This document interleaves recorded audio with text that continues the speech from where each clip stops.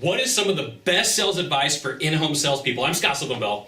I'm coming to you live from Sacramento, California on a perfect day to talk about sales and a perfect day to talk about in-home sales. Now, I have quite a few videos here on YouTube and I have not ever shot a series on in-home sales. I'm like, I'm going to do this. So the first video that I'm going to give you is make sure that you have all decision makers. Now, this is a pretty standard thing of sales basic mastery when it comes to whatever you're doing, but I'm going to let you know that when it comes to in-home sales and just about anything that you do, you really need to have all decision makers.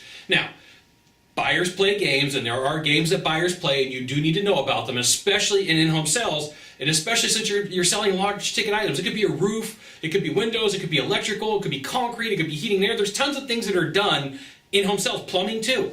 And what will happen is buyers will go, like, I kind of have an idea of what this is supposed to be, and I just want to meet with a couple people for a few minutes. And if you're really good at what you do, and your company is really good at what they do, they're probably going to charge more than what I like to refer to as Uncle Buck in a truck or Bob on a bicycle.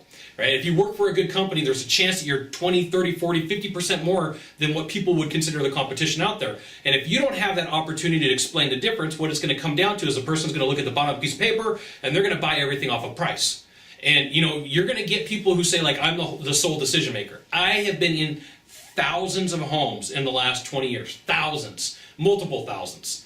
And I will tell you this, very rarely does when a man say, I'm the decision maker in a home, does it really count. There's plenty of guys who will say it, but they don't mean it.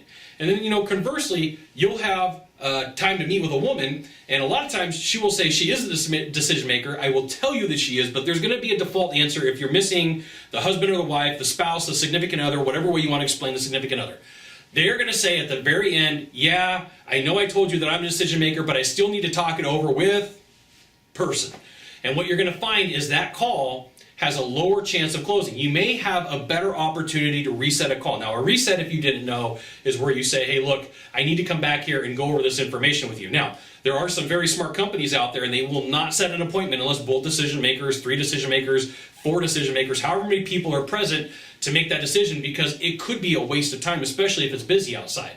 Right? There are industries that I work with and during the summer, they're absolutely slammed. And so if they miss an appointment, it was a complete waste of time. It's a complete waste of time for both parties. The person who's the homeowner and the possible decision maker, and also for the salesperson, because they missed out on an opportunity.